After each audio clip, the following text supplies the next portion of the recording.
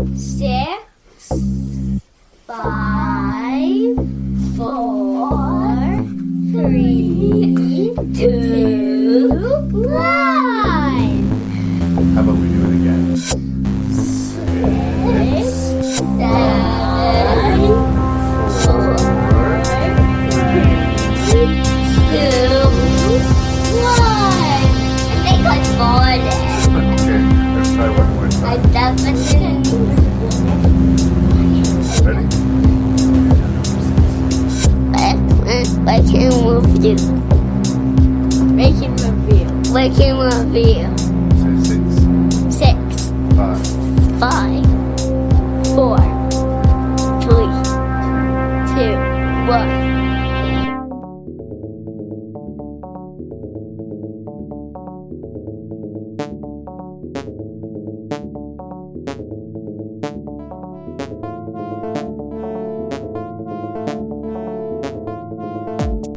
Hello and welcome to another amazing episode of Rank and Review.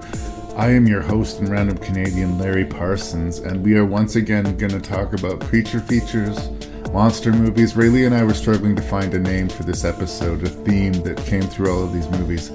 We're going to jump through all sorts of different approaches on all sorts of different monster movies. So yes, it's Raylee Perkins and Larry Parsons versus monster movies in this edition of Rank and Review.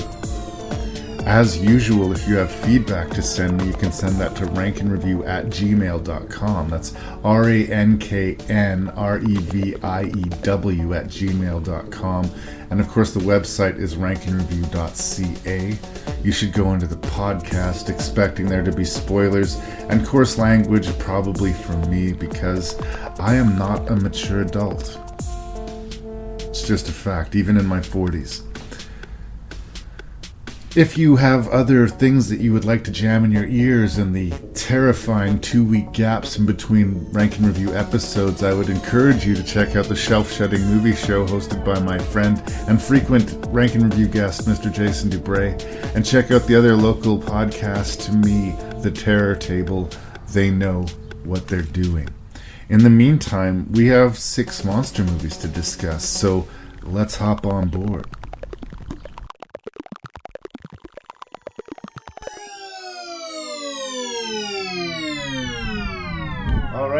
We have the lovely and always wonderful to have on the podcast, Miss Raylee Perkins, returning to the show. Big round of applause. Yay! You and I have talked creature movies before, and I think this is a different bunch of movies in that, at least for you and I to talk about, in that I don't know how intentional all of the cheese is in some of these movies. If that makes sense, as far as our meal that we're going to be having. Like, we've talked about Sand Sharks, and we've talked about Lake Placid, and we've talked about very self-conscious sort of B-movie monster movies that are like, look at me. And for the most part, with maybe one exception that we'll talk about, I don't feel like these movies are that. For me, these are my kind of monster movies in that whether or not they fall into familiar trappings or not, they're unself-conscious about what they're doing. They're pure, just trying to entertain you, and they just want to be a good monster movie. They're not winking at you. They're not teaching you anything. This is a monster movie. That's what I felt going in. These movies take themselves way more seriously than some of the other movies we've talked about. That's right. And how do you feel about that? I fall on the other side of things, right. In that I like the camp and the winking and the over-the-topness of some of the other ones. There's some great moments in these movies. There's some great monsters. There's some really great parts of these movies, but they're just not generally the ones that I tend to gravitate towards. The special effects are just a little too good, aren't they? Yeah. There's a bit of a bigger budget in most of these movies, unfortunately for me. Well, I just did an episode with Mr. Beckman of Bad Movie Nights, and one might look at the list of movies here and think this is just another bad movie episode, but I don't necessarily really back that play. I mean, are all these movies amazing? No, but these are not like so bad they're good to me either. They're just what they are. Beckman was very jealous of my list. When I showed him the movies, he was like, "Oh, that's great. Those are some great movies." Well, Beckman's got a real fondness for Frankenfish. I don't know what he's a big believer. So, are we going to hurt his feelings today, really? Well, I don't know. Only time will tell. So, thank you once again. We're doing this over the computer, so hopefully everything holds together well. I'm going to do this a little bit sleep deprived, and we're going to talk about 6 crazy creature features. Is there anything that you wanted to say by way of introduction or any shout-outs you want to make to the world on the interwebs? No, I think I'm just ready to dive in. All right. Unless it says Frankenfish, then I don't want to dive in. Let's do this. Let's make you a new champion, because if you steal Lee's championship, you might you might make him cry. You might see actual Beckman tears. What is Lee's championship? He's gone 6 for 6 with me on Rank and Review. He is the reigning Rank and Review champion. Wow, you guys matched 6 for 6. 6 for 6, yeah. It's happened a few times. We've had other champions. Karen Giese famously held it for something like almost 40 episodes or something like this, but then all of a sudden it started jumping around. There's a few people that have had turns. Gareth won, my buddy Matt won, but right now, holding the crown and who covets it, Mr. Lee Beckman. So, might try to knock him down. Yeah. You don't have to change your list just to try to win, but And I'm not that petty. No, because I know you're thinking it, Lee. This is not me cheering for your defeat. This is me cheering for Raylee's victory. Okay, let's get started. The 6 movies that Raylee Perkins and me, your host and random Canadian Larry Parsons, are going to talk about. We have Graveyard Shift, a Stephen King adaptation, kind of, sort of, maybe. We have an anthology movie called Monsterland. We have a found footage movie called Extinction. We have the aforementioned Frankenfish, and we have a eco-horror called The Thaw featuring Val Kilmer, and of course, Psycho Goreman. We're going to finish it off with a Canadian-made weird as shit movie called Psycho Goreman. Thanks for being here, Yes. Joe. Stephen King invites you to venture deep inside the caverns below the old Bachman Mill, You're not thinking about going down in there. where a secret lies long forgotten by any living soul. Just ain't no job worth this. The workers suspected. You can't put me down there. You can't put anybody down there. I know things. The owner denies it, What did happen to the fellow that started this job? It didn't work out. and everyone fears it. This place is infested. That might be the understatement of the year. Because one by one, it will devour them all. We're like shrimp in an all-you-can-eat salad bar, and that thing ain't stopping till it's full. Must be some other way out of here. It's blood! This isn't real. This is the new horror from the mind of Stephen King. Graveyard Shift. Good benefits, early retirement. So, if you've listened to the show, you know I'm a big fan of Stephen King. And this film, Graveyard Shift, is based off a short story from his first short story collection, I believe published in the 70s, late 70s, Night Shift. And basically the location matches the story. There's this old mill that's like way past its prime. Beneath it, it's infested with like forgotten basements and sub-basements, just infested with rats and bats and rotting furniture and floods and gross. And a work crew is hired in the middle of this boiling hot summer to clean out this basement and they encounter what they think is just sort of a hive of rats, but of course some sort of monstrous Stephen King creation comes out and starts eating people. The premise is there, but the story is kind of necessarily crazily expanded upon.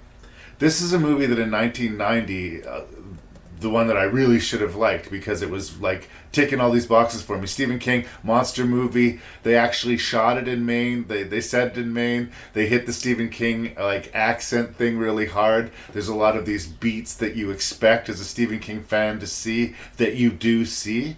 But in 1990, I remember being meh about the movie.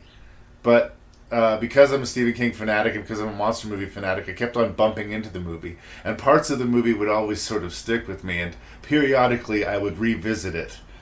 And I got to the business, because I'm a grown-up human being, of collecting all of the Stephen King adaptations that I could on DVD. And it seems like every time I watched it, I ended up liking it more. To when, like, my 1991 review would have probably been thumbs down, to me is like, this is a guilty thumbs up. I see how it's not great, but it really does check a lot of nostalgic boxes for me, and it does make me laugh, however unintentionally, out loud several times. It's got a few genuinely knee-slapping, holy shit, they went there moments for me. And I think there's enough oddities in it and enough actually decent, if over-the-top performances, that I will recommend Graveyard Shift to that audience. But am I crazy? Yeah. No, it was great. I just had a totally different tagline for this movie, in that I was like going at it as like a group of like ragtag blue-collar workers combined to get better labor union guidelines and OH&S policies for their small mill community. It's totally like a workers' rights movie to me. Also with monsters, and it was really great. But I loved all of the like OH&S posters in the background. Yep. Like, I don't know if you noticed that, but irony. Fighting capitalism. As far as being Stephen King, I don't know how much you've read of Stephen King, but there are certain things that you can come to expect. Like a villain we have in this movie, Stephen Macht, playing like this grade A, pointlessly evil guy who's in charge of this dying factory. The mill's going to close. He's not going to be able to lord this power for any kind of long time. It's not like it's a great privilege to be asked to hose out this rotting, disgusting, infested basement, but he lords it over these people like it's this gift, this jewel that he's offering them. And the performance by Stephen Macht is so big that it is kind of hilarious. It's great. Yeah, he's just like the epitome of like toxic masculinity. Just in every... He reminds me of like Daniel Day-Lewis in that like not boxing. Is it a boxing movie he's in where he just like holds his chest up and like puffs out all the time, and it's very tough. He is very tough. He hits his pregnant girlfriend and hits on one of his employees within like about a few hours of each incident. He is in front of the whole town. Yeah. Hits her. In some scenes, he seems like he's trying to be super buddy-buddy, but on a dime, he will go crazy, crazy hostile. And then we have Brad Dourif. You wouldn't think we would find like anyone who's going to overact Brad Dourif. But Brad Dourif plays the exterminator, the Nom vet who has a personal vendetta against these rats. And he has a very, very Quint from Jaws monologue, which I have to say, I think is legitimately well executed. It was great. With his little dog companion. Yeah, and like he cries. Brad Dourif produces tears while he gives us this monologue about how much he hates rats and how much he was traumatized in Nam. And there's real specificity even to how he's got military sort of implementation to his exterminator uniform. Like he's never let go. It's like a needlessly over-flushed out character for this movie, because in any other horror movie, he's just victim number 3. But, like, Brad Dourif really leans into it. Like, he goes for it. He gives that exterminator his all, you know? There's funny moments too. I like that one of the people, maybe the only person on the crew who survives, was the guy who was lucky enough to get fired.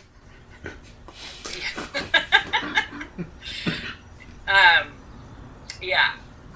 I really loved just the first victim with, like, you see him like descend into madness, like very, very like opening scenes of the movie sort of thing.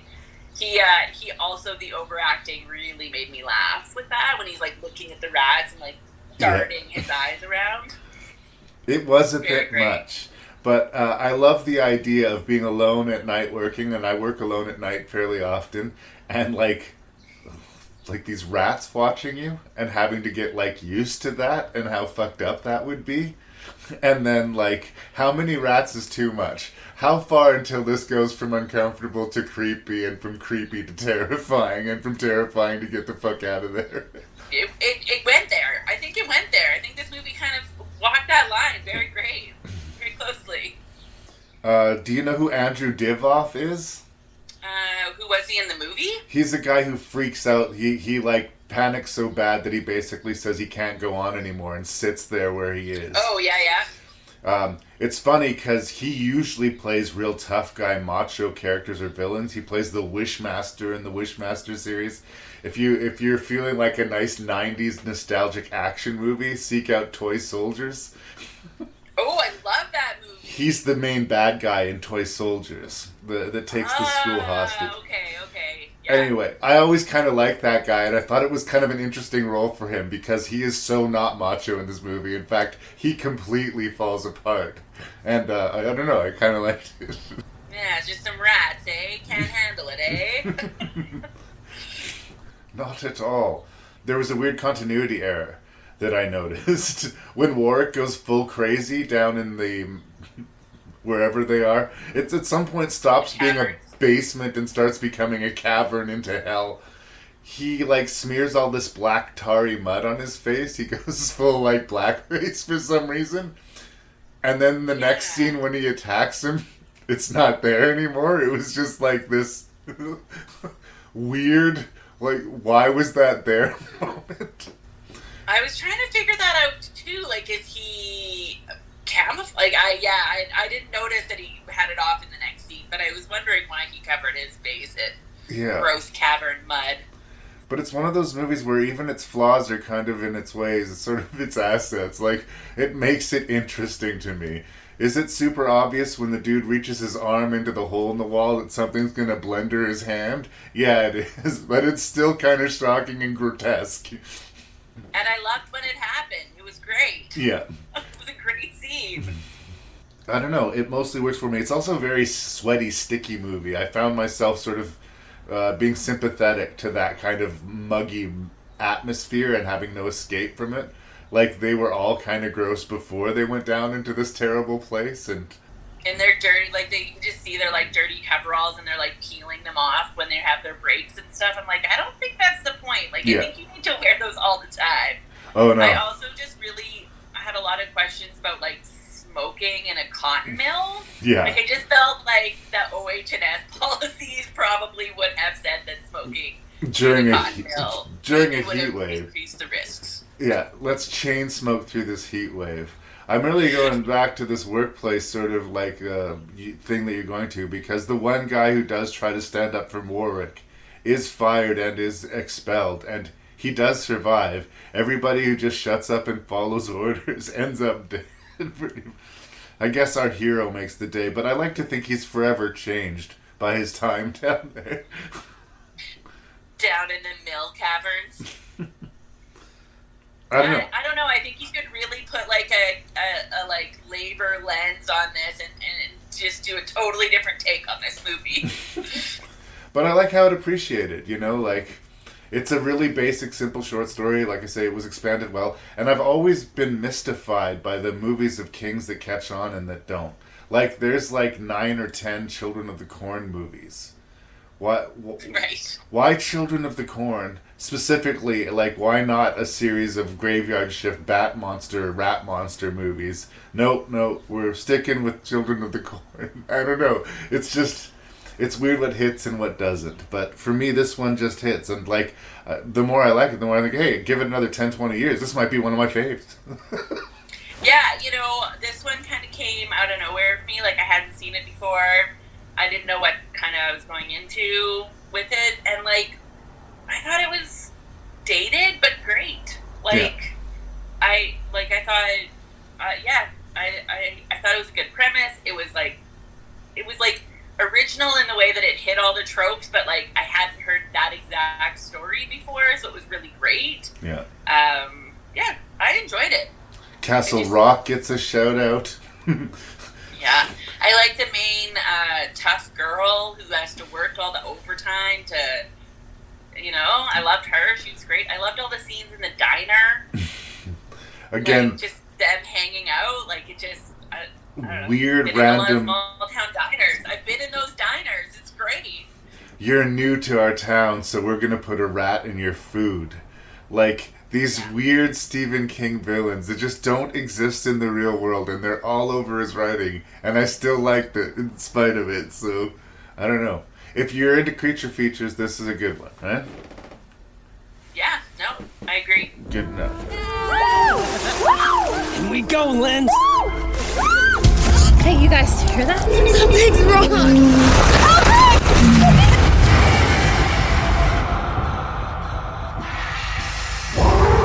You look even worse than I feel. I'm losing my mind. I think I'm turning into a vampire.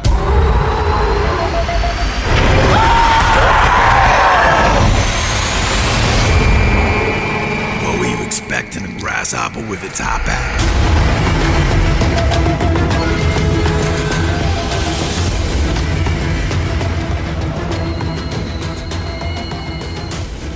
So one thing I like about this list, other than it's full of monsters, is that we have all sorts of different types. Like, we just talked about a sort of bone-straight monster movie with Graveyard Shift, but this is an anthology film. The through-line thread about all these different stories are that they're going to have a monster in them. The wraparound story is some guy who's surviving some vague, random, crazed monster apocalypse, for whatever reason takes shelter in a movie theater, which is showing a bunch of short films, and we're privy to these short films that he sees. And like most anthologies, especially ones that are, you know, different directors, different writers, this is all over the place. Hot, cold, good, bad, indifferent, yes, no, what the fuck. You're getting a lot, but I will give them points. In 108 minutes, they told 8 stories, which is like... There's a lot going on. That's more than most anthologies, and in a lot of ways that might hamper them because some of them are so limited by their runtime. Like, what can you possibly accomplish? So I know that it would be tricky to like break down how do we review such a movie. A lot of these movies were like financed independently, created independently, and sort of sandwiched into this movie. It's like a Dread Central production. I don't know if it was a competition to get it in the movie or if they just like cherry picked some of their more interesting ones from some interesting creators. But we get a bunch of movies, and what I thought I would do is just break through the list of the titles one at a time and see what, if anything, you remember of each one and where it would land, like how you felt about it. Does that seem like a fair approach? Sounds good. The first story is called Don't Go Into the Lake. It opens with a woman taking off her shirt, jumping in the lake. A bunch of other people follow her, and they get eaten, and that is all. That's it. It had all the moments, just like right there.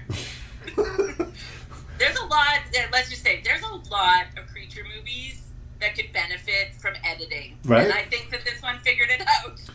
Well, this is what I will give it points for. I mean, it's definitely an is what it is movie, and in this case, it knows it. It opens on titties, and it closes on blood in the water, and it doesn't apologize. It doesn't ask to like subvert anything. Like, monster in the water, here it is. Now give us money to make a feature. So, not amazing by any stretch, but amusing, I will say. So I'll give that one a guilty thumbs up. Okay. Then we have Gray Matter. there's a like a parasite in this guy's head that's giving him advice as to how to get this woman he loves. Oh, and also to kill people and sort of be some sort of weird vampire thing. Yeah, he's a bit of a flesh eater, right? Yeah. Like but also wants to date this girl. That's right. I'm like, was this a romance or was it just like define yourself? Come on. It's a miniature version of a movie from the 80s or early 90s called Brain Damage, I think. So it felt of a borrowed or stolen premise. It was okay, but I'm not excited about it, and I'm like right now struggling to remember plot points of it, which, you know, that's not a good sign. I just again, because of my I didn't want to see the monster. Like right. Once I saw the monster, like the little gremlin, little worm guy, whatever he was, I was like, meh. When it was just a voice and it was just like controlling him or whatever, it was better. And then I was like, seriously, that's what we're dealing with? This little parasite guy? Like, come on, we can do better than this. Well, and the tone is going to continue to jump and shift radically. That's something they like. For most anthology movies, you have to get used to, but especially for this one, I would warn you. It's going to throw you across the room a few times. The next one's called Curiosity Kills. It's about a little boy who gets into his dad's chemicals in a briefcase, feeds it to his pet hamster or rat or whatever it is, and it goes crazy and has very over-the-top, cartoonish, violent results. Did that stick in your memory at all? No, even when you were telling me, I was like, oh yeah, it was there. That happened. All of those things that I described happened, and it seems to be approached like a strange European film somehow. Like there's definitely taking a weird slant on the material, but I think this one kind of overstays its welcome, and in a weird way I started to speak its language. Like when it became the over-the-top violence and people were falling on the chair legs, I was calling what was about to happen before it was going to happen. I was like, I see you, movie. I see what you're doing here. Again, it's amusing, but it's not particularly memorable. This is the one too where I felt had a very like where all the like wallpaper and stuff like is that the one where it had a lot of emphasis on like the sort of like house, the hyper suburban style to it. Yes, and it reminded me it only reminded me of this because it's fresh in my brain. These movies are not comparable in any way, but like in Brain Dead or Dead Alive, there's just like so much emphasis on the fancy house and the feeling of the house. And I just recently rewatched that movie and I was like, oh yeah, like those are kind of like that sort of high class or suburban, or they're really trying to play up that was like the only thing that stuck in my brain. I'm such a fan of Dead Alive. I just made my girlfriend watch it, and it was a barrier we had to cross together. I'm just gonna put it there. Okay, well, it's not for everyone, I get that, but it's for me. Hag is the next story in Monsterland. This sleep paralysis, perhaps, or, you know, nightmare, perhaps, or maybe his wife's got an issue, or maybe there's literally a hag witch that's going to come and suck the air out of him. This is sort of a classic old form tale. It goes way, way back into sort of folk tales in European history of this idea of some incubus hag-like woman that will steal your breath and infect your dreams. And as someone who suffers from insomnia and is sort of weirdly fascinated with night terrors, it kind of resonated with me for that concept. The execution is what it is. I mean, there's some pretty obvious jump scares to it, but I like what it's trying to be. And for me, as someone who's the opposite of insomnia, who sleeps like the dead, right. I'm always very worried that very dangerous things are happening around me while you're that sleeping. I am going to sleep through. Yeah. Like, I'm going to miss, or someone can do something to me, like, you know, infect me or do something really ominous while I'm sleeping, and I will just, like, wake up and have, like, no recollection of any of it even happening. Mm-hmm. And it's a real thing. It's a real fear. So it worked for you then? It did, yeah. I liked this one. I thought it was really good moments. Just some like, yeah, it was a good story. Yeah.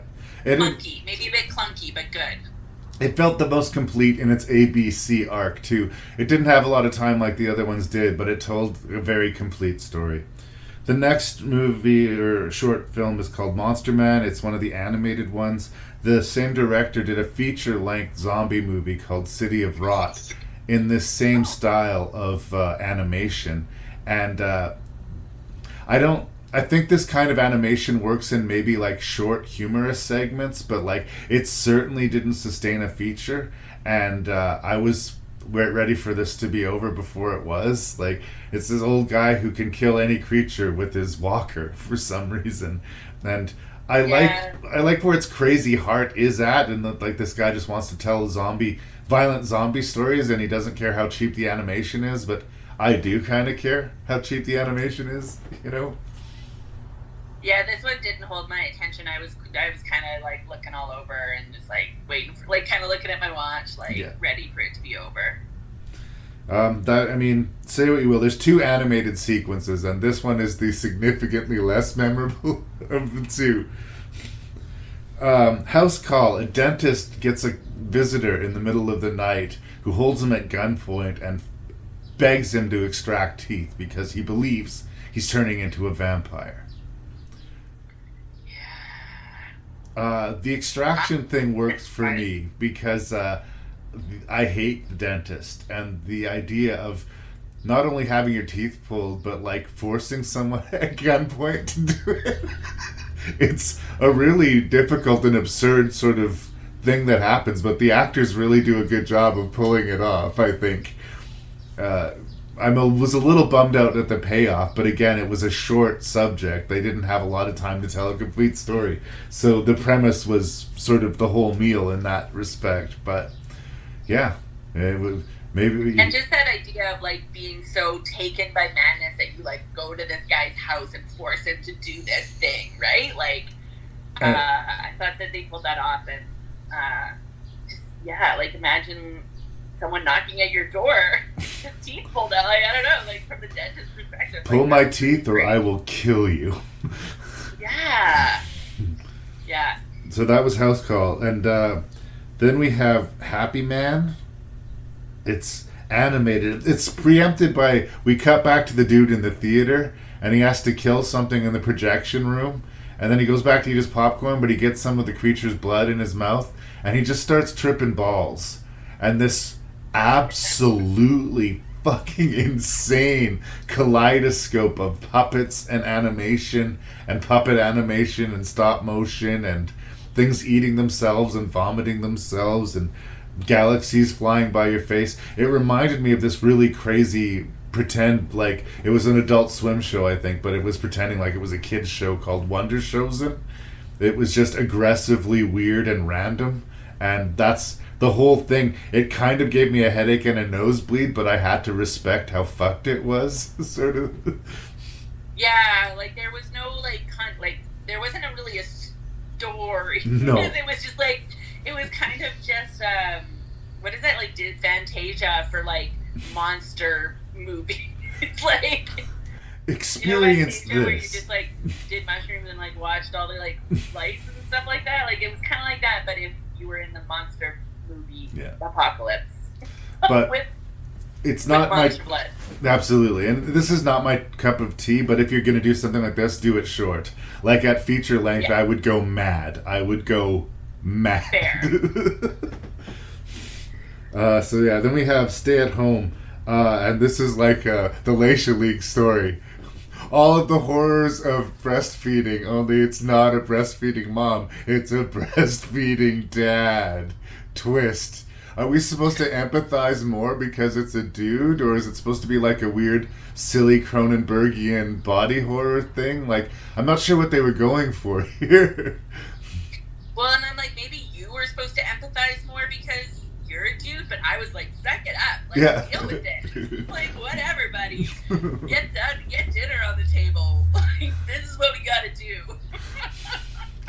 I don't know if it was like an attempt at forcing empathy on men. This is what they go through or whatever. Like, I honestly don't know what they were going for. I didn't find it funny. I just found it absurd, but it is watchable. Like, but then he gets like attacked by like the robbers. Yes, a Home Alone ending. And like squirts the breast milk in his or like whatever. And I was like, it could have just been the story of the stay-at-home dad with breasts.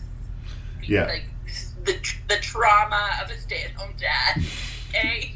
But then there's like this robber storyline that I was like, what is happening? I think the lesson should have been like, the only reason he agreed to get the boobs and let his wife work is because he just didn't want to get a job and he thought it would be easy to be a stay-at-home dad. And the punishment or the lesson or the irony is that it would be really difficult for him. Right? But I don't know, they went another direction. Yeah, they took it somewhere else. It wasn't that. And they finish with a segment called Hellyfish, which is sort of a tribute to 60s beach movies, only there's a Lovecraftian sort of seafaring apocalypse that takes place, and a lot of really cheesy CGI violence, which I knew you would connect to, being such a fan of sand sharks and all the sci-fi, like, self-consciously, look at what we did with no money. And it's a great way to finish things, absolutely. I was so glad I stuck with Monsterland because it ended with this. Yeah. I love the opening scene with the vaguely racist tropes of, I think, Iranian and Russian. I'd say it's not so vague, but yeah. Yeah, okay, fair. Yeah, that's a valid point. I could use that. But, like, yeah, and then the old guy on the beach was like, Ruski! It was so great. It was just, like, bouncing jellyfish on the beach, just jumping in people's faces. And, it descends into madness unapologetically, doesn't even try to make sense of things. And I also like the, Baywatch slow run of the lifeguard. I don't know if you remember that part. Like, a guy, body sprays his, crotch because he's going to go hit on... there's just so many moments in this movie that it could have been longer. Well, I don't think it needed to be in this movie, but they could have expanded this into something a little more. Yeah, of the segments, I would say there's two that you could probably get a feature out of, and that's Hellyfish and Hag. I think that you could probably extend those into a really fun feature-length horror movie, but I'm glad for what they are. So that's all of them. I mean, Mr. Mom is basically a feature-length of... Yeah. But they just need to add the titties. They just needed to add the titties, and they were there. So that's all of the stories in Monsterland, and it's a hard thing to grade, like an anthology. Overall, I would say I liked it. It's not a waste of time. If you like monster movies, yes, there are skippable entries in it, so it's hard to get enthusiastic. It's closer to, as far as anthology movies go, the Twilight Zone movie than it is to Trick or Treat. But I like the Twilight Zone, and I like Trick or Treat. So, yeah, it's lower budget, and it's all over the place. Like I said, it's a very schizophrenic movie, but it's fun. So that's where I like. And it gives you a lot of different tastes. A lot of different people would like different parts of this movie, right? The parts that you would connect to would be very different. You're probably not going to connect with all of it. Yeah, I doubt anyone would love it wall to wall, but I also doubt anyone would hate it wall to wall, which is where it leaves me as a weird place reviewing. But also, if you're in a monster apocalypse and you have to go to a theater and watch monster movies, that's a whole other level of monster apocalypse hell right there. Well, I mean, I don't know. You're gonna die at any moment. Do what you love, and you know what I love? I love watching monster movies. You guys must be the film crew. Welcome to Peru. Back in the boat.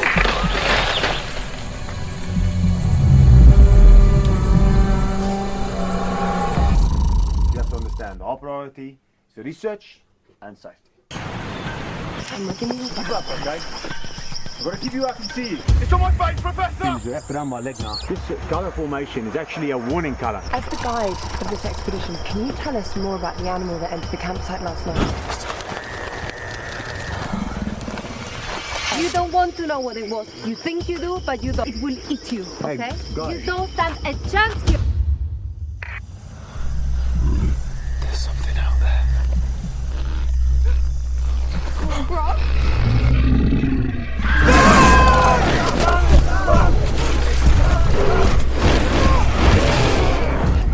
So now we move to the found footage segment of today's discussion of creature features with Extinction, Jurassic Predators.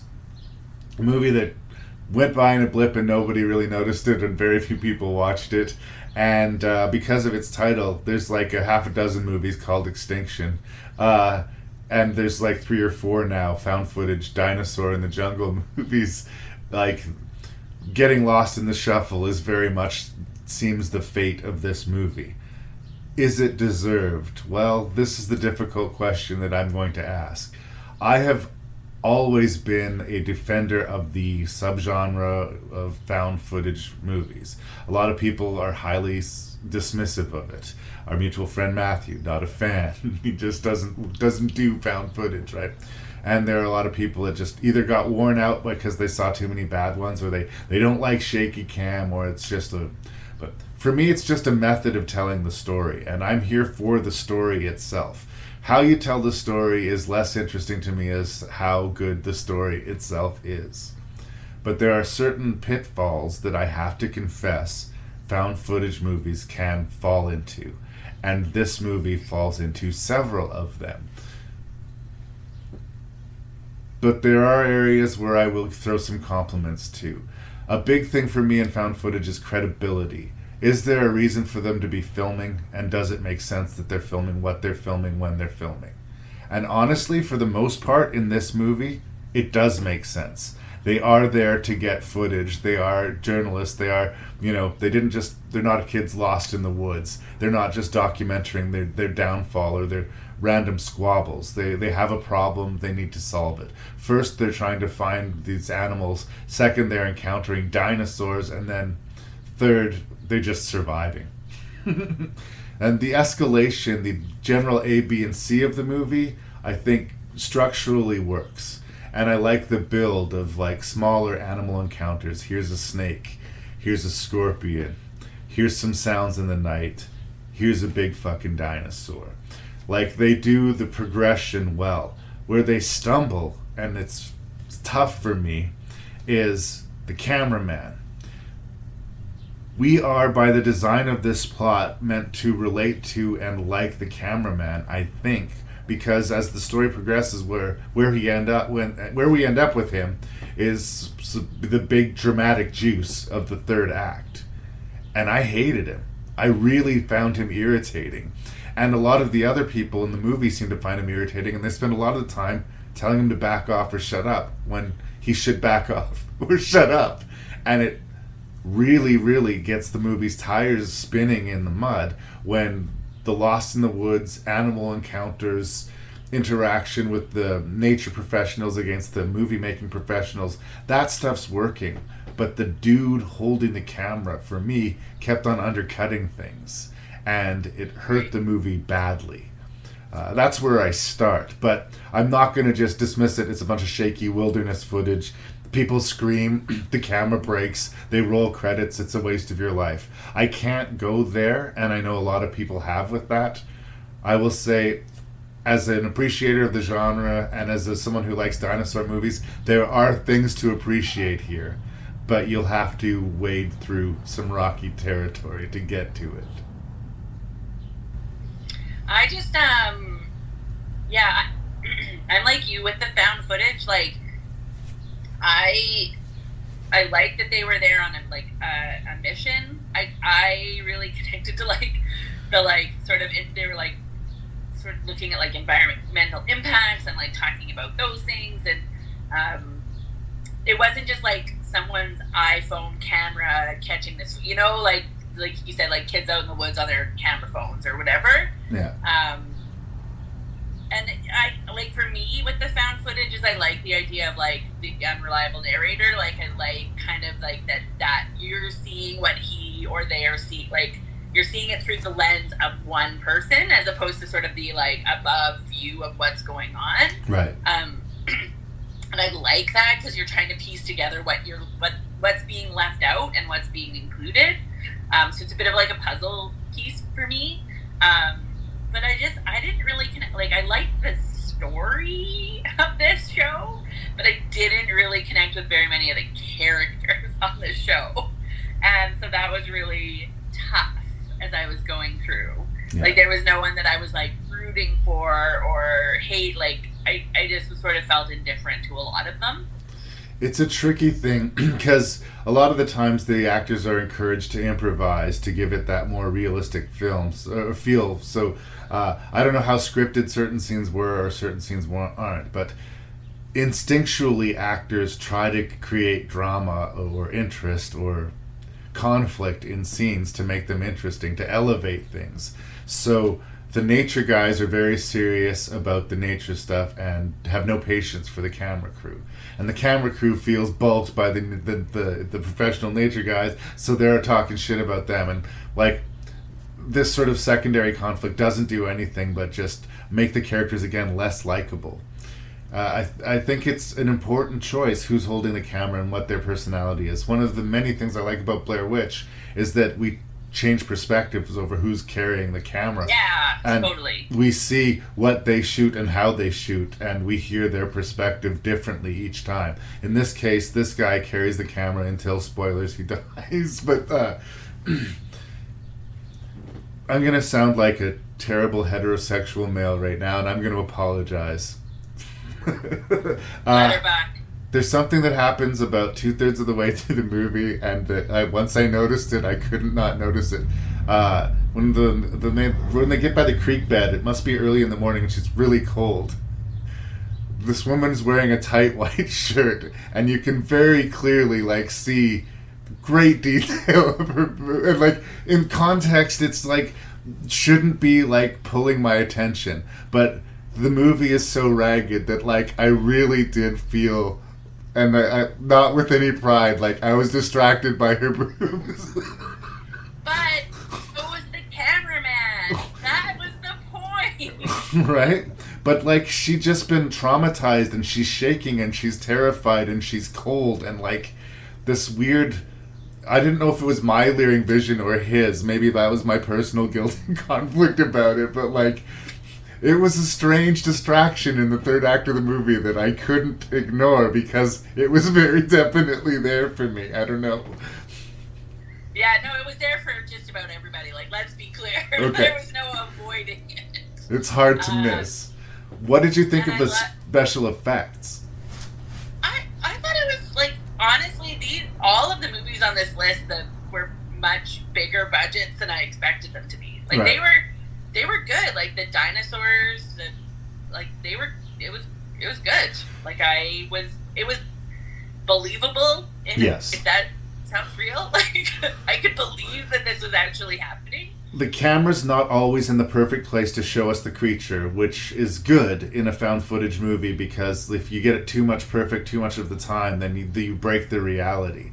And I think they didn't have the money to show a lot of the dinosaurs, but so we get spare looks at them. But when we do see them, they look good. And that's so important to me, because especially if you're going to be sparing with them. Can you imagine if we fought through all of those trip falls and all of the squabbles and all of the, all of that shit, and when we got to the dinosaur, it was a bad Muppet or a CG inserted into the footage so unconvincingly that it might as well be Mary Poppins or something.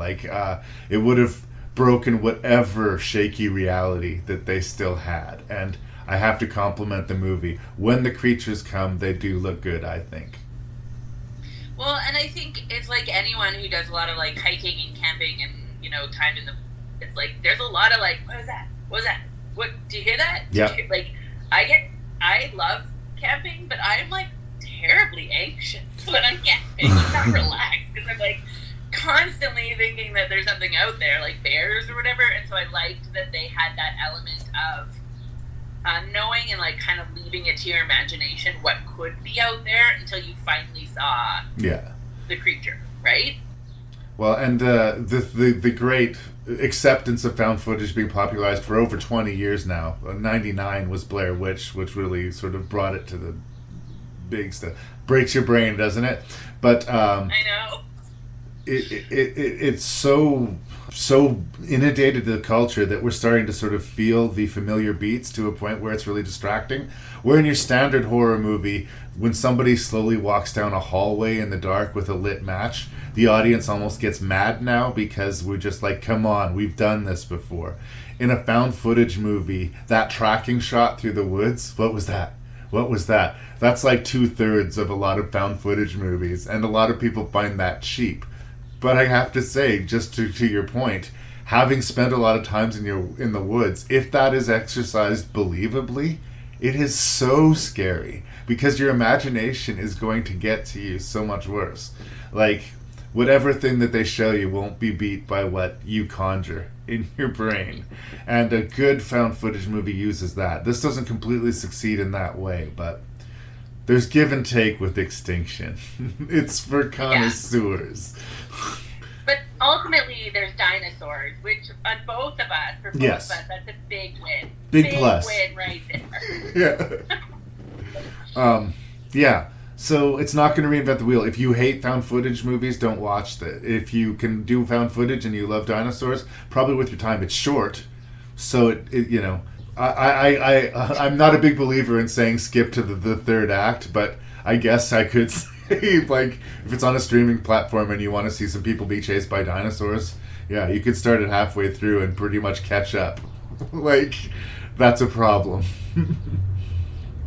Yeah, the character development wasn't great in that first. It was minimal. Bit. It was minimal. But boobies. But the Steve Irwin with like the snake guy, so like, yeah, it was a good character. I liked him. Yeah. Like the nature expert. That stuff very worked. Excited about everything. Yeah. I liked him. Yeah. And again, the escalation. It starts small, and you can tell that we're gonna be going somewhere. So that keeps you holding on and hoping. Whether or not delivers, I guess, will be up to the people who watch it, if you can find it. Because good luck. Although Raylee found it. I need you to run down to Otley. Otley? What for? Well, they pulled what was left of a body out of the swamp down there. It's chewed up real bad. Something ain't right. We're here to investigate the death of your husband, John Crankton. There's been a curse put on this place like none I've ever seen. I'm getting out of here, and once I'm gone, there won't be nothing to keep that evil thing away. That is not a shark. So you're saying there's a swamp monster out here killing people? Look at the size of the scale. There's no thrill to compare with hunting something that can hunt you back. If we don't bother it, it won't bother us. Excuse me? I want to go home. We're gonna have to kill it. Let's go, boys. We ain't getting out of here alive. It can breathe out of the water? How can it do that?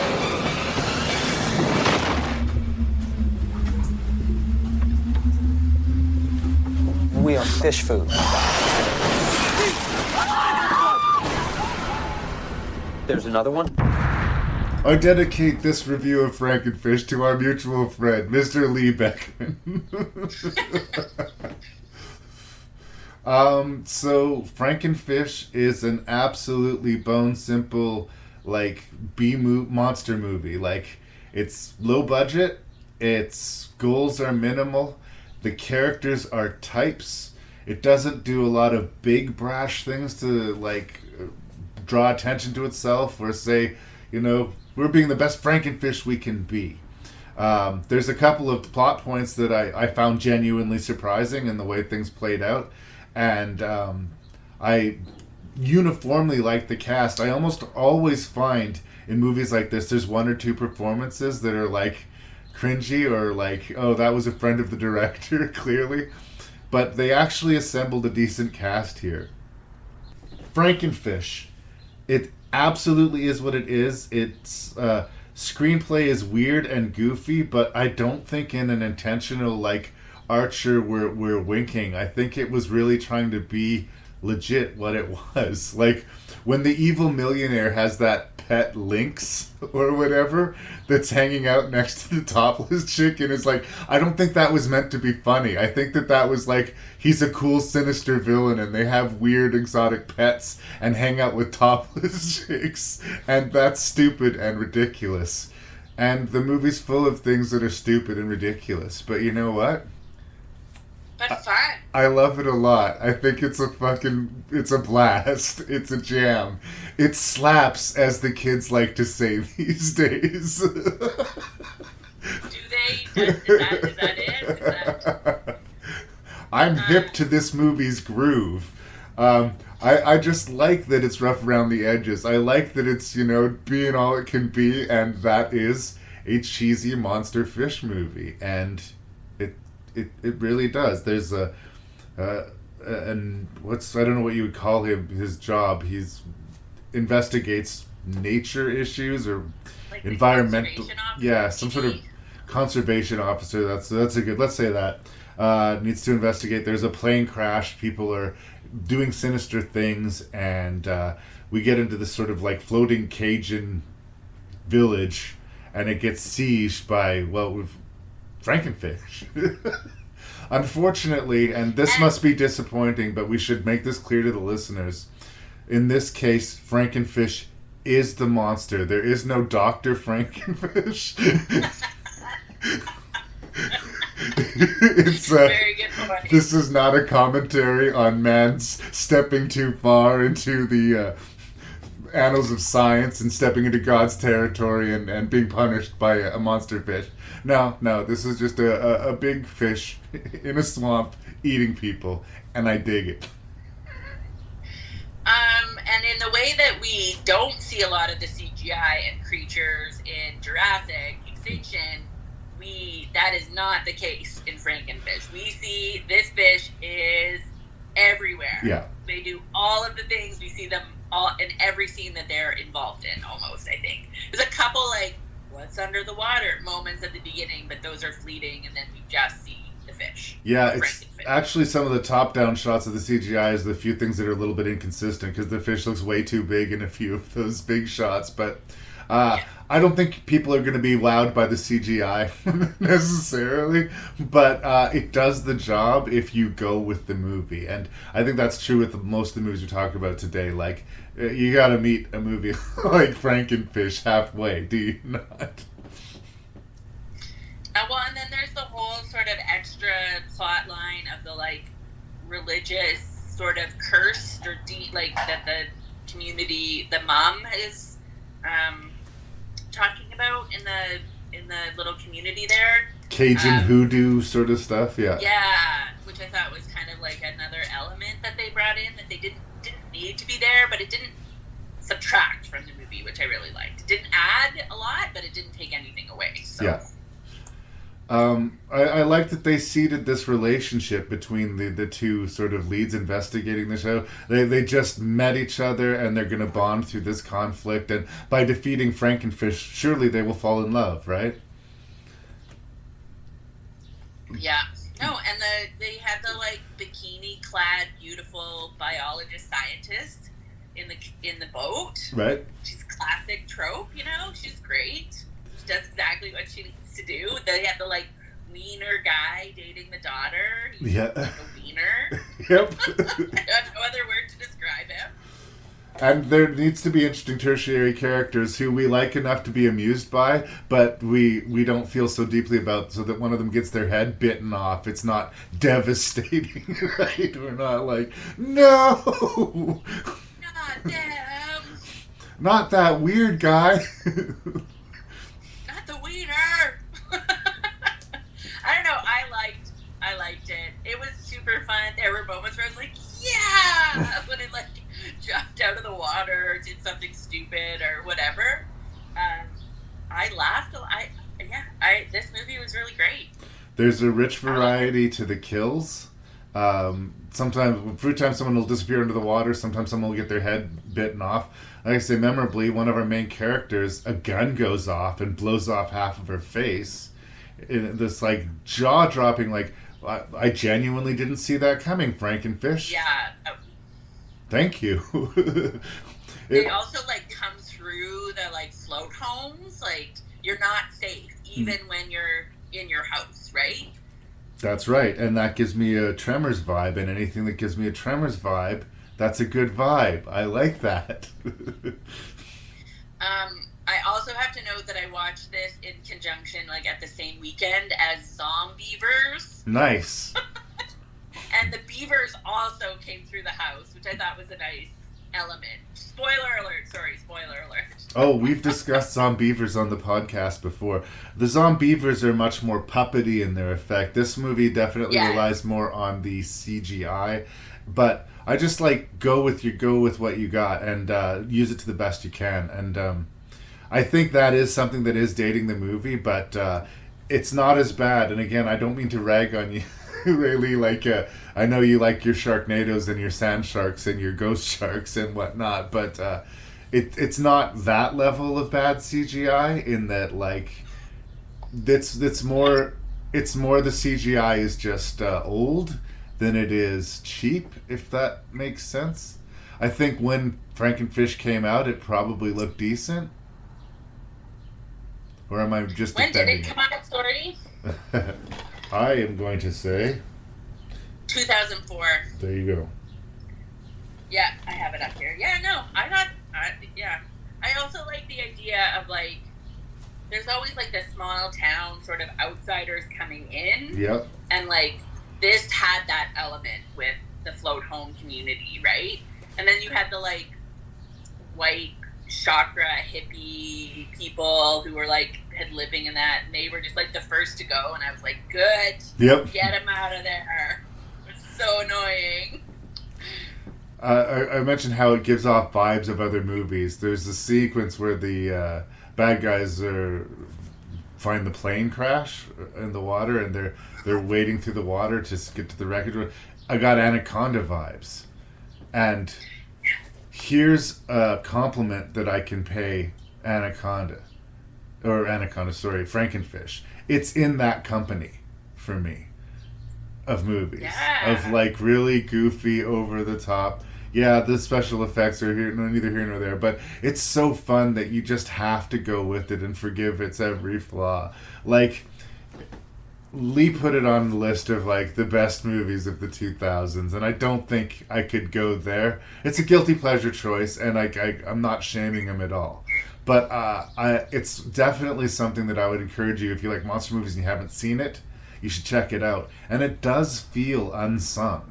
You know, it is one of those weird movies like Black Sheep or Zombievers or whatever, where it's just like, there's a small group of people who are really getting off on these movies, but I really feel like there's an audience to be found here. Like, this is one of the things that I resent about the digital age, is like, if it's not incredibly popular instantly, it's gone forever.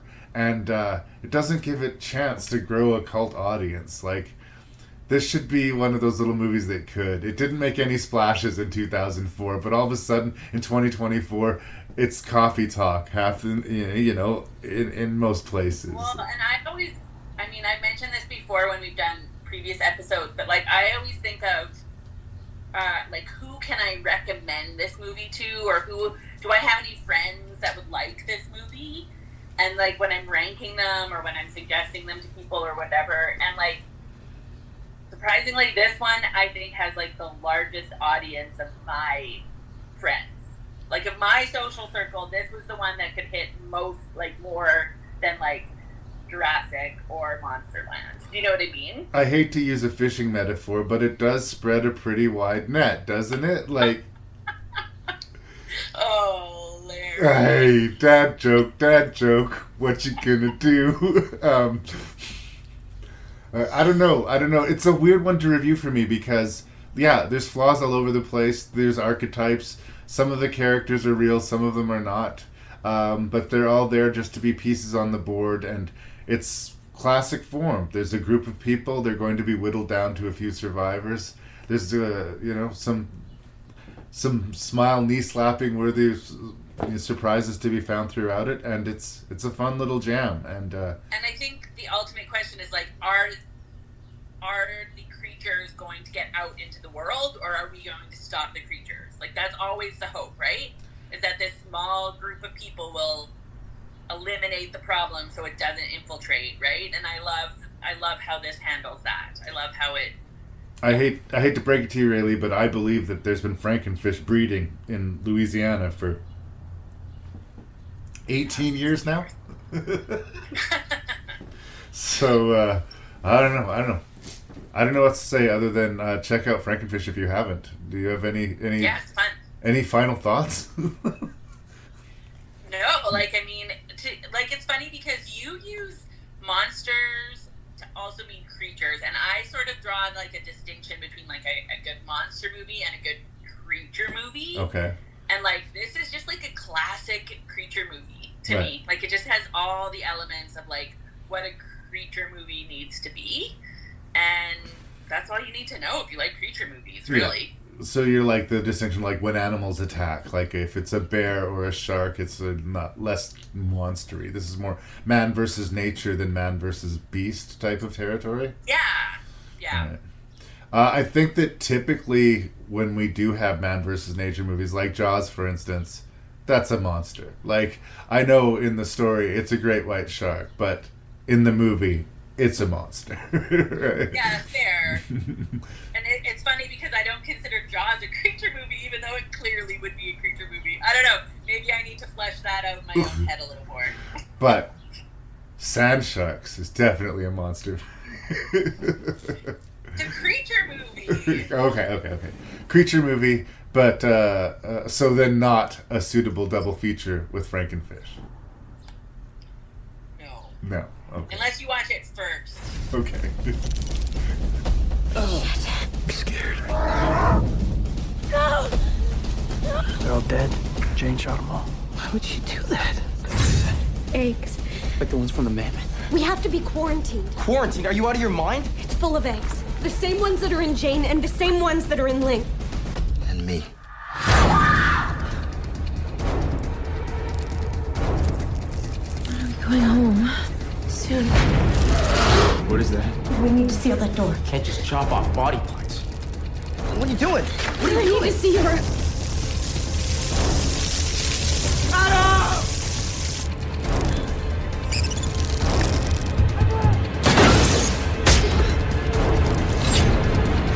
Nothing to lose. Oh my god!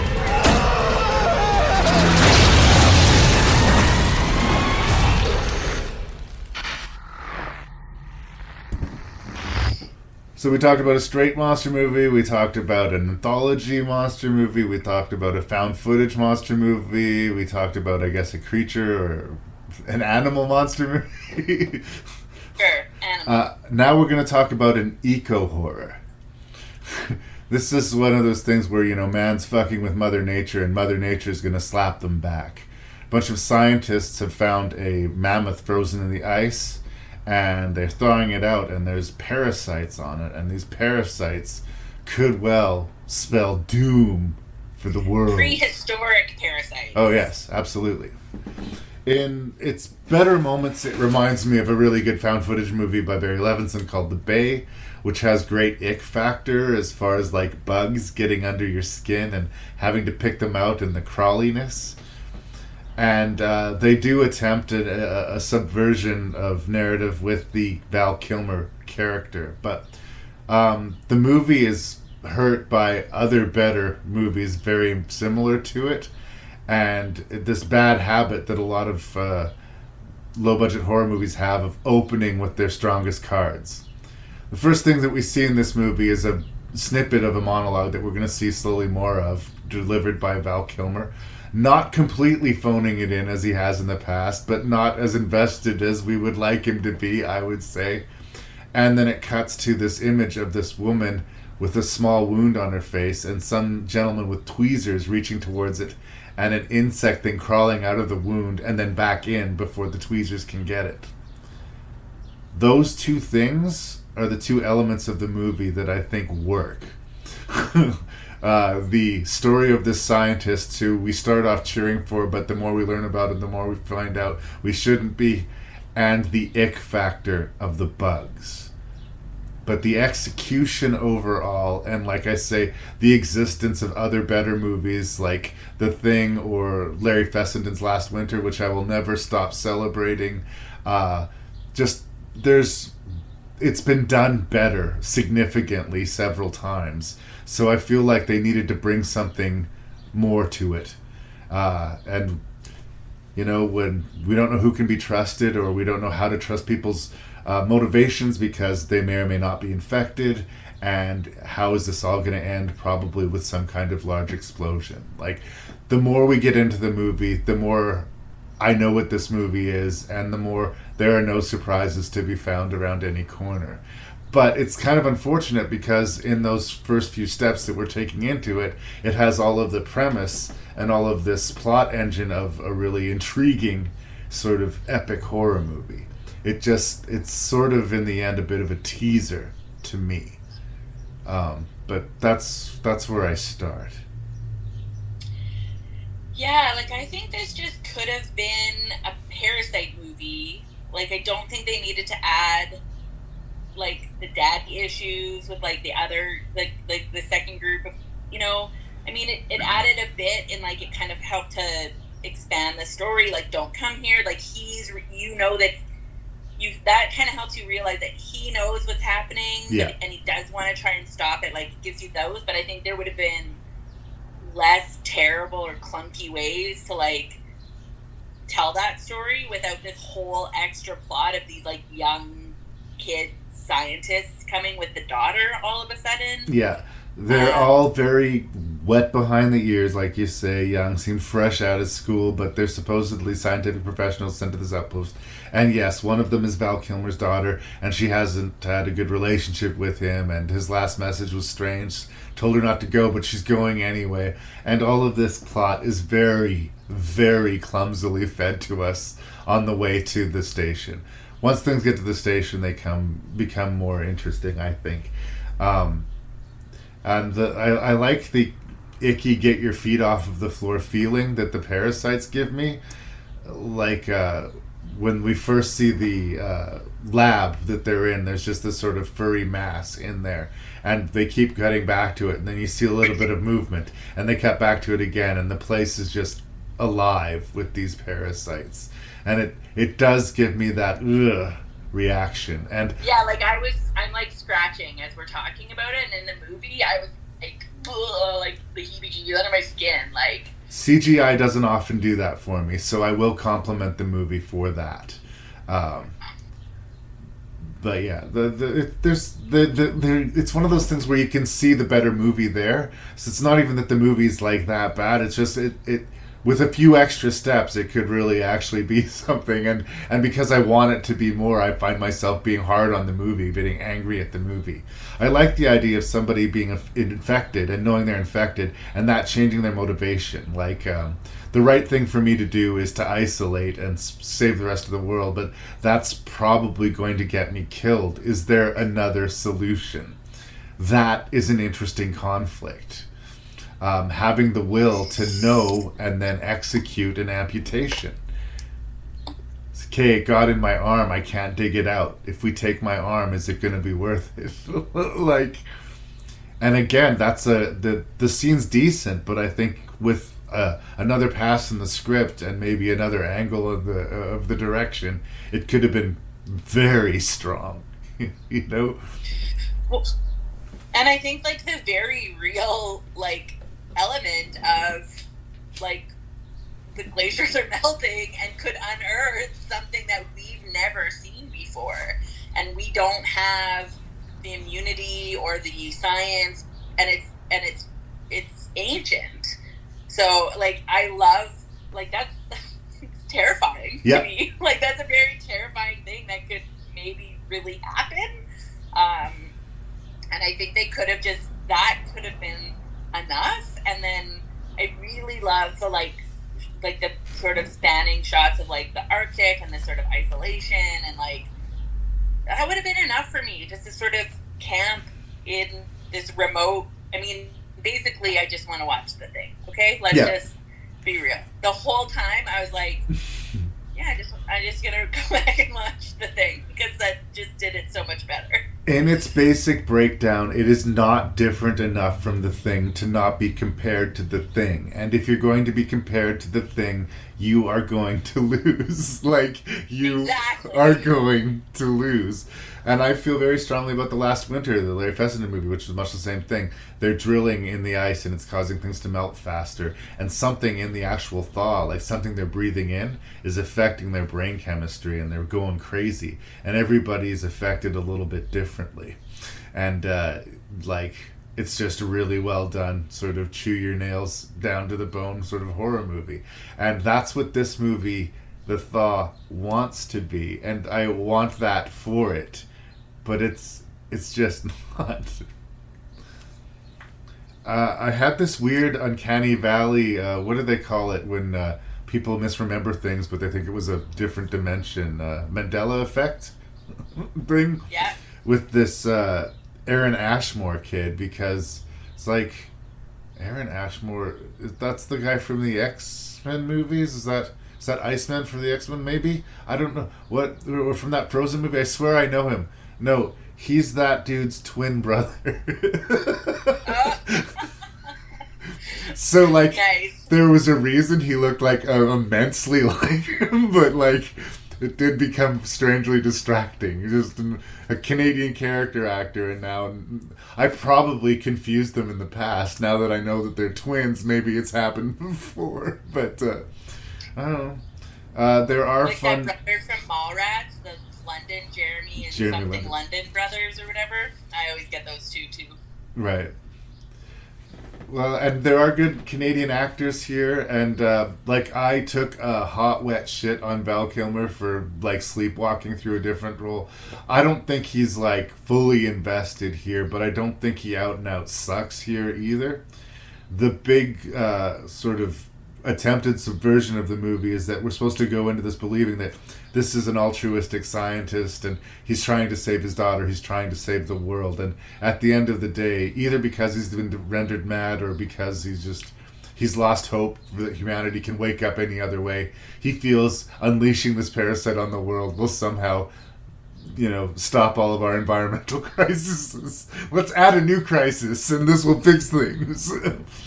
And the fact that would include infecting and killing his own daughter doesn't even get a chance to register for him. I don't know. And yeah, there's just something about the big explosion at the ending that even just the wrecking of the helicopters, right? And this all of it, yeah. It just wasn't it didn't stand on its own feet. No. It didn't do even with Val Kilmer, he was fine. Yeah. But he didn't there wasn't a role that I was oh, that needed to be played by him. It really could have been played by anyone. There was nothing about that role that needed to be Val Kilmer or that he brought specific skills to the final role, beats and moments of his arc weren't particularly dramatically satisfying for him or us. He doesn't die feeling like he's accomplished or he's failed. He just, everything stops all of a sudden. It's a very forgettable movie, I guess, is where we're kind of circling, isn't it? I will say, though, the scene at the end where the dog is eating the infected bird. Yeah. Isn't it so context right now, there's avian flu, yep. Really bad, and I take my dog out to the country to take her for runs, and there are bird carcasses everywhere, yes. Around certain areas that I have to where I normally would take my dog, and so again that scene of I do not want my dog eating an infected bird. Yeah. It's a very real fear for me right now, and I have to avoid certain areas. So no, the premise and story. The plagues are here. Yeah, the premise and story taps into some real fears. Absolutely, the ideas are strong. The base materials for something cool is here. I just I don't know if it closes the deal. And you're talking about the stinger ending. It's sort of the dun dun dun. When they first find the carcass in the ice, we see that there's actually a bird pecking at it. So yes, it has been infected. This dog got infected. It will go on to infect other people. The parasites are coming. Don't go to sleep. It's only a matter of time. They're coming, Rayleigh. Many moons ago, a nameless evil was imprisoned in a place far beyond reach. Hurry up! If he were ever to be released, it would spell certain doom for all existence. Is that fear I smell? Your planet will be torn to pieces, and I will treat your angry screams as I rip. Is this yours? Speak? Oh my god.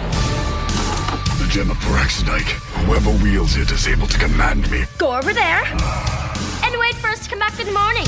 You will suffer an eternity for this. Mom, Dad, I want you to meet Psycho Goreman, or PG for short. I will bathe in your blood. Don't worry. Be worried.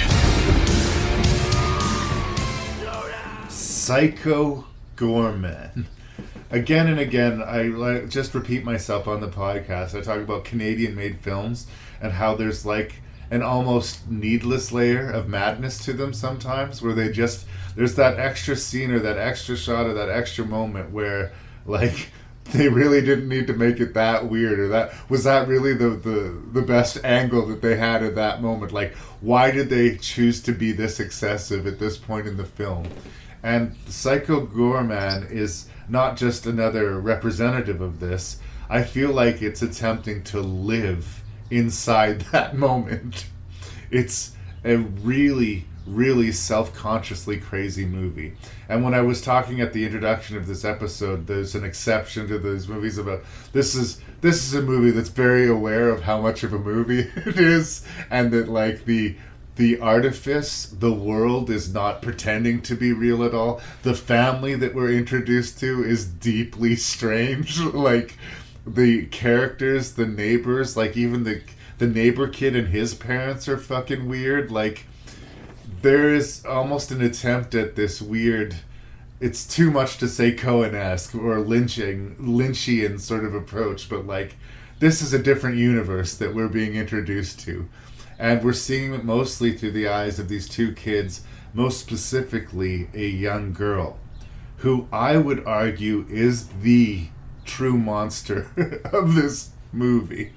I can say, as an elementary school teacher, I was like, did not want to spend any time with that character. I was like, no. But I love how unapologetically awful she is, and the movie is okay with her being unapologetically awful. She and her brother unearth this creature called Psycho Goreman, but she gets a hold of this glowing medallion, and it has to obey her.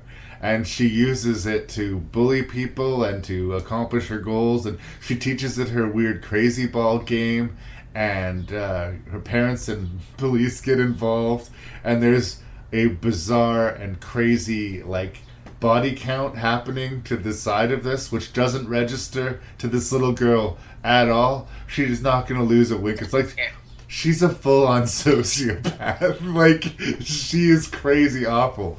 But I love how bonkers this movie is.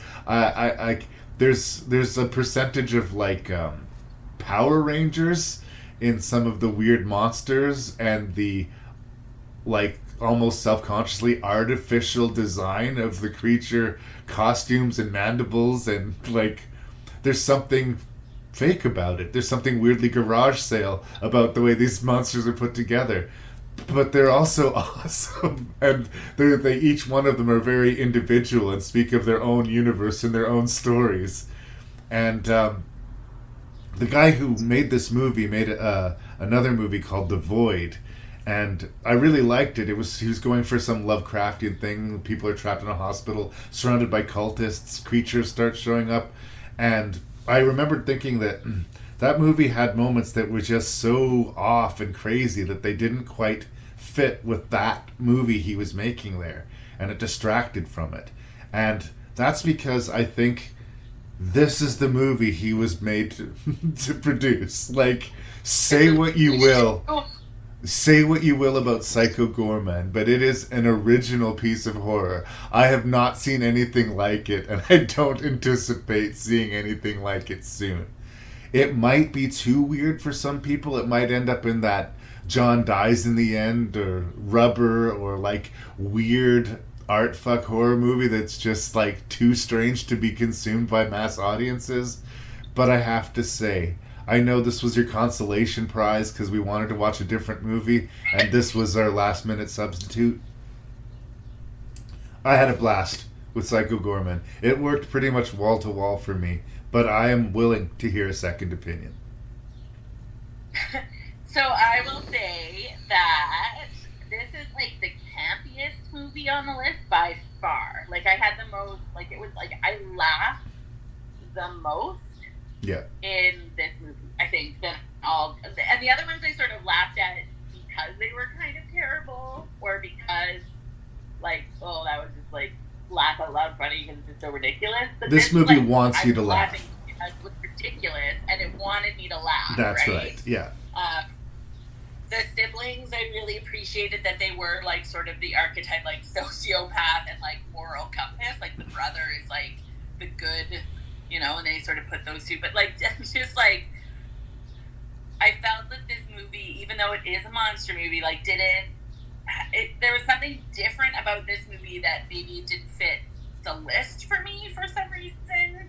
Or, so I was coming at it from like a different perspective, and I think if we would have watched this on a different list, I might have had, like, in a different context, I might have, I don't know, maybe it was because of the disappointment of not being able to watch Pig Hunt. Could be that, but like, I wasn't as invested in this one as maybe I wanted to be.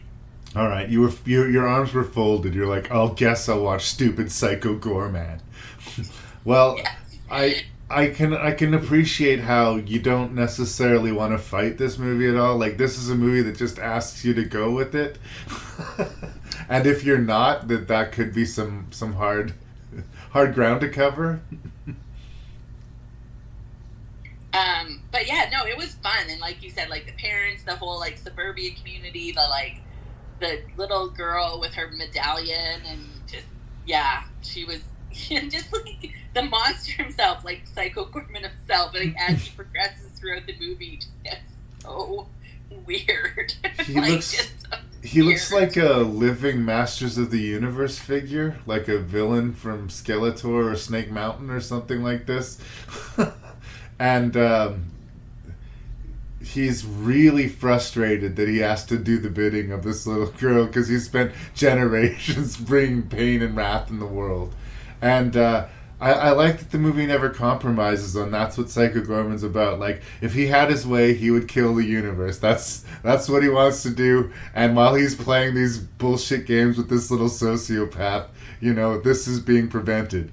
And all these alien interests, upon finding he's awoken, come to Earth to try and hunt him down. And it's really weird how the parents react to it. Both of the parents are both strangely likable at times and yet detestable at times too. The mom seems to love her kids, but she's impossibly strict, and she really throws in with these aliens quite quickly and gets quite violent about like getting her way. But the dad is like pathologically lazy and like he makes supper once and wants a ribbon for it, and he destroys the microwave in the process. And he's got a bunch of strange lines where, like, am I supposed to think he's redeemed as a dad at the end of the day? Like, is this little girl crazy because of her parents, or are her parents crazy because of this little girl? Like, I mean, they're gonna need to put a lot of money in the therapy fund. Let's just say that.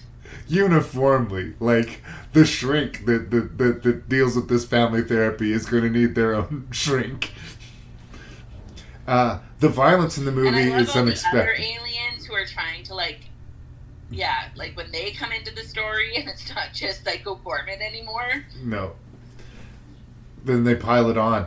Just the random acts of violence that we're subjected to. there's one little kid who's just walking down the street, says something to Psycho Goreman, and he pops the kid. The kid just explodes. And the girl and they just keep walking. It's like, whatever. Business as usual. The movie... Yeah, let's go play some crazy ball. Yeah. Like, the movie is going for this, aren't we all better people, and the family is bond, and Psycho Goreman promises that he's not going to kill the family, but he doesn't promise that he's not going to kill everyone else in the universe. So the family can go home and go, shucks, and bond, and like, what have we learned? But what have they unleashed upon the world? And what are we as an audience supposed to take from this? And is that funny? Is it absurd? Is it horrifying? I also had this moment when I was watching when they were playing the crazy ball, like, where it was like, did you ever read the Calvin and Hobbes comic strips? Oh, yeah. Where he had that, like, made-up game. I can't remember the name of what his made-up game was now. But he just keeps, like, changing the rules so he can win. Yeah. And, like, that, like, Calvin would have been Mimi if Calvin was a real character. Just this, like, weird, fucked up, sociopathic kid who just, like, wants to control the universe. I think, like, things like the police officers being, well, one of them being killed, and then sort of having this horrifying half-life where he's wailing in pain and begging people to kill him, being played for laughs, and again, the little kids being completely fine with this insane violence being witnessed. Like, we don't know their history. We don't know that they've seen death before, like, beyond television, but it did seem like they were underreacting to everything that happened. Yeah, like, almost, like, underacted, right? Whereas, like, the other movies was, like, overacted, like Monsterland and things like that. This was, like, kind of, in some ways, in that element, like, underacted, where it's just like, well, all right then, let's go play, or let's go do something else. But even the parents, when the parents first see Psycho Goreman, they lose their shit appropriately. But the kids... Fair. Meh. And I just love how crazy it is. I have, a soft spot, a weakness for originality and insanity, and this movie has a lot of both of those. Yeah, and he just, like, becomes, like, a part of the family, right? Like, he just starts, like, doing things, and, it reminded me, too, again, I will always bring it back to, like, in Terminator 2, where he's like, don't kill anybody, and then he just, like, maims the person, you know what I mean? Yeah, I swear I will not kill anyone. Yeah, and, like, that was kind of like Mimi just, like, controlling with this gem, right? It seemed weirdly appropriate. The father badly breaks his arm. I can't remember how he breaks his arm now. But at the end, he says, like, I feel like we've really learned something. And the wife says, what? And before he can answer, he starts passing out from blood loss. And no answer is given. And credits roll on Psycho Goreman. And that's just how it goes, you know? You just gotta take this one right on the chin. I went with it. Raylee maybe less so, is what it's sounding like. I think it just was context for me. I think I was coming at it from a different... This movie wasn't like a horror movie. It wasn't like a... It was just like a straight up, like, gore fest. I don't know, like, it wasn't... There's nothing creepy about this movie, or like... it was just fun. It was just fun and ridiculous, I think. And okay with being ridiculous. Like, Pardon? It's okay with being ridiculous. It's embracing its ridiculousness. Yes. Yeah, ridiculous, and I mean that as a compliment. Like, yes. It's ridiculous in just all of the good ways, yeah. right? And I was just, like, not coming at it from that perspective. Like, I was expecting kind of something different. So, again, I think in a different list or in a different world, this would have fit a little better for me. But this one just felt like the odd man out of this list. I still enjoyed it, though. Yeah. Again, don't know who I'd recommend it to other than, like, present company, other co-hosts of your guests of your show. But the little girl has her crush turned into a giant brain with eyeballs, and the movie closes with the giant brain with eyeballs having supper with his parents and them having idle chatter, and credits roll. And I just shook my head and I'm just like, what was this movie? I don't know if I have an answer, but I liked it. So yeah, it was fun. Good enough? Yeah.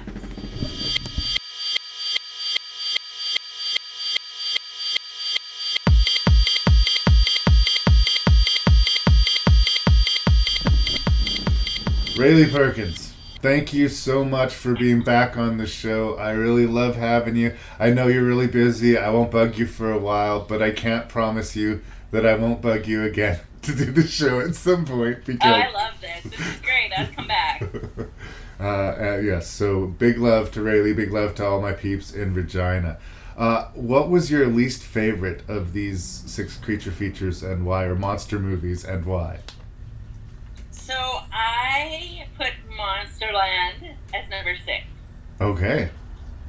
And the reason is because it was just so all over the place. Like I couldn't, like it was great that there were individual moments in the show that I liked, but like it wasn't, because it was an anthology, because it was these short, and like, what did you say? I think there was 7 or 8.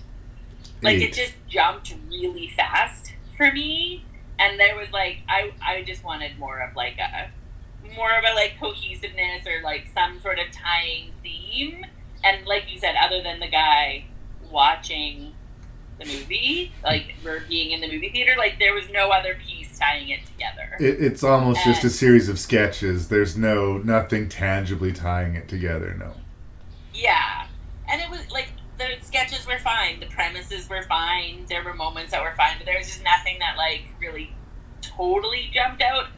But again, I really want them to make a full length of that last one with Jellyfish. Like that one, I would be all in for. 100%, we'd review it on your show. Jellyfish the movie. Okay. Let's see it. Okay, so number 5. Please. I put Psycho Goreman. Oh wow. Okay. Yeah, and I don't know. I needed Pig Hunt. I think I was just like wanting something totally different. This movie was fun and campy, and I could recommend it to people, but it wasn't like a creature monster movie that I was like craving. You know what I mean? It just didn't fit, and I think it was maybe just like too fun, too ridiculous for me. Like I was just like, yeah. This movie's too fun. I hate it. Yeah, I don't want to smile, but I want like existential dread. Like, come on, people. It's good. I think in another list, in another context, I would enjoy it a lot more. But just in this world, it wasn't for me. Fair enough. Number 4, I put Thaw. Okay. It had some great elements. Like you said, the bugs were like I was grossed out. The premise I was like creeped out by. Like just it didn't deliver. It didn't like take it to the next spot where it could have been a really great movie. But it had all the elements of a really great movie, and it made me think about what if someone melted a woolly mammoth? What if we unearthed this gross prehistoric parasite that infects the world? And living in a pandemic world right now, I made me think a lot about those things. Yeah. The amputation scene also really got me. Like that, I liked it. It was gross and it made me like just everything about that scene. So I think that helped it a little bit.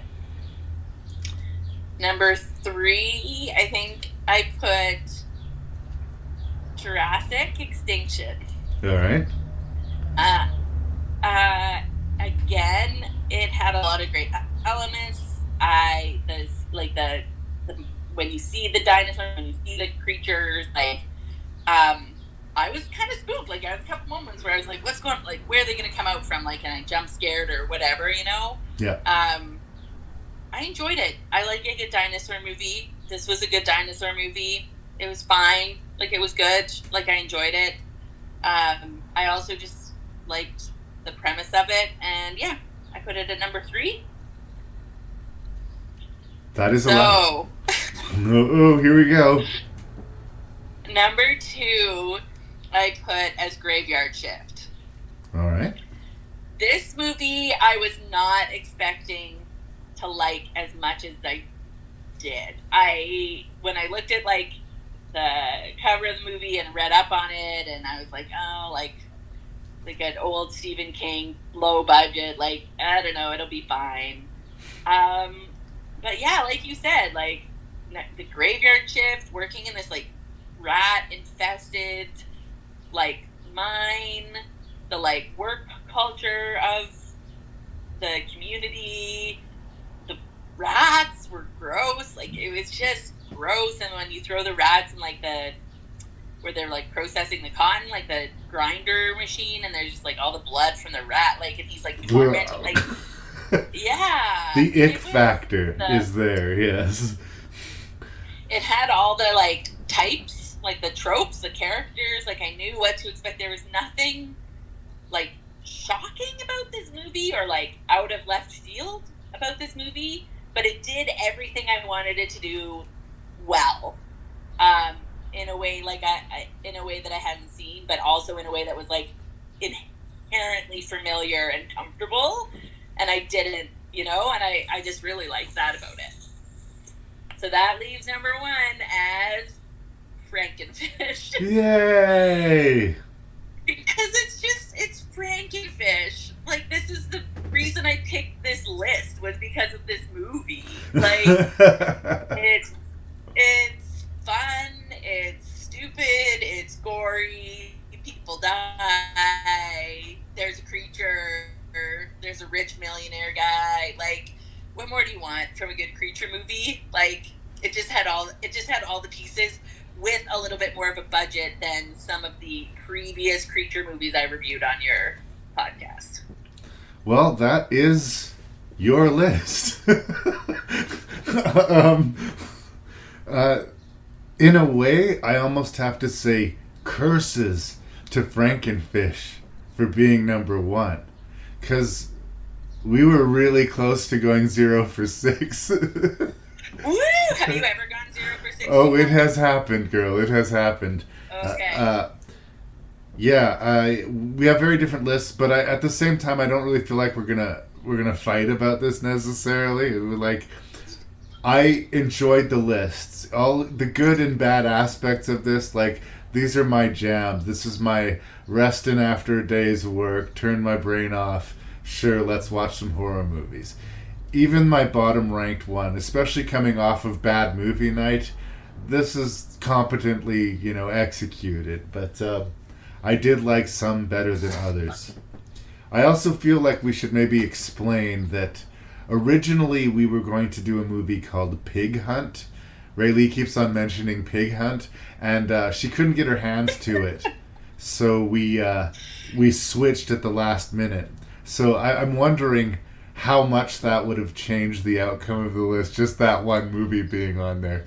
Fun fact, Les Claypool, Les Claypool? Bass player, Primus? He plays a hillbilly killer in Pig Hunt. And just you're just making it worse. You're just pouring salt in the wound. And just the other day, because the timing wanted us to do this, I heard there's a new Primus album. There hasn't been a new Primus album for 10 or 15 years at least, as far as I know. And now there's new Primus videos going on. Anyway, that's all a huge aside, but because you're so invested, we will find a way. You and I, no one but Raylee Perkins gets to review Pig Hunt on Rankin' Reviews. Who knows what else you're going to get stuck with on that list, though. So, here's my rank. I'm sorry it's so different from yours, but we're still good buddies. We'll do it again. In 6th place, I put the Thaw. It does have really good ingredients, but I don't think any one of the ingredients isn't derivative of something else that was better executed than this was. Definitely has its moments. It's competent. The cast is trying their best, but something had to be at the bottom. I put it there. In 5th place, Extinction, Jurassic Predators. Yeah, I know that hurts your feelings a little bit. I am a defender of found footage, but I do think, like, the artificial conflicts, the guy behind the camera being a little more irritating than he needs to be, and just, it really muddies things for the first 2/3 of the movie. The movie does get good, but it takes a good while to get good. So that held it back. But I do like the dinosaurs, and I appreciate once the dinosaurs came, like, they look good. That would have really pissed me off if they didn't deliver once the dinosaurs showed up. In 4th place, and this is the hardest one to place, I was surprised you put it at the bottom, but Monsterland. Because it is just everywhere all at once. Like, there were a couple... The first animated short did nothing for me. The second animated short kind of broke my brain, but I don't know, like, how to feel about it. There was some watchable fun shorts, but there were some that I struggled to remember plot points for while we were there. It's very much an all over the place mix, which is anthology movies. But if it's to your taste, I would say check it out. Check it out, especially Jellyfish, as Raylee mentioned. All right, so in 3rd place, Graveyard Shift. Absolutely bone straight monster movie. They're not overthinking anything. If it's a metaphor for anything else, it's, I think, accidental. But really good character actors really pushing their main accents and hamming it up to a good extent. This is a very much an is what it is movie, but I don't know, it's aged weirdly well. Like I say, I like it more now than I did back in the day. And not because I'm making excuses for it, because it actually ages pretty well. So, Graveyard Shift, give it a look. In 2nd place, the bizarre Canadian oddity, monstrosity, comedy, family value, sociopathic, apocalyptic thing called Psycho Goreman. I had a big stupid smile on my face while I watched it. It's up there with, like, a Canadian-made movie called Hobo with a Shotgun for just how fucking insane it is. And I appreciate that it's that fucking insane. It's fucking insanity got it to 2nd place. And that girl is terrifying. She's the scariest thing in that movie, as far as I'm concerned. And in 1st place, as discussed, Frankenfish. The little bee monster movie that could. It's just really good at being what it is. And what it is enough. And it's got surprising rewatchability. It's got enough energy and enough surprises to keep the popcorn going, and it's a good monster movie. So watch it. So there we are. There's the list. 5 for... what is it? 1 for 6? We got 1 out of 6. We agreed on the top and nothing else. Usually the top and bottom will line up more often than not, but the middle is always tricky. So no, we were set up for a fall. You are not stealing the championship from Lee, but the day may come. It'll happen. Do you own Pig Hunt? Where did you get it? I do. I owned it. I don't remember where I picked it up. I like. Okay, well, I'll just have to get it from you next time I'm in Saskatoon. Next time Lee comes up, I'll send it down with him, or if I'm going down there, I will bring it. I will get it to you. I'm coming up at the end of May. So. Sweet. We'll make it happen. You need to do parenting, and I need to do sleeping.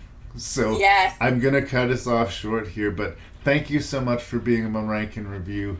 There's a lot of love in this garage right now. Bye. Have a great sleep. Take care.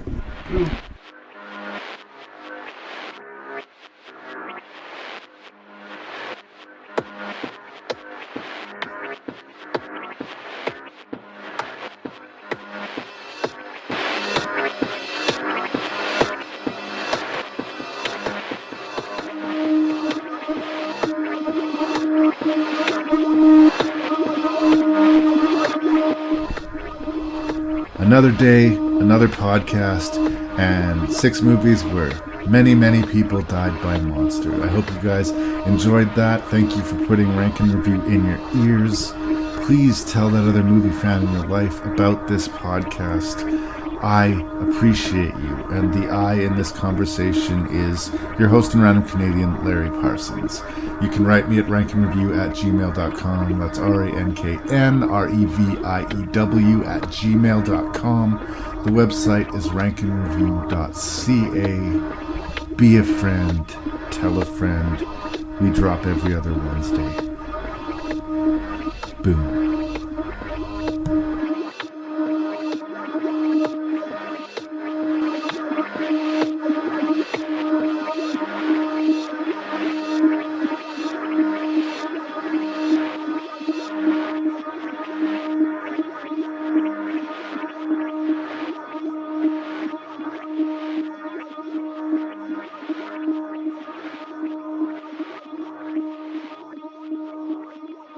Show's over.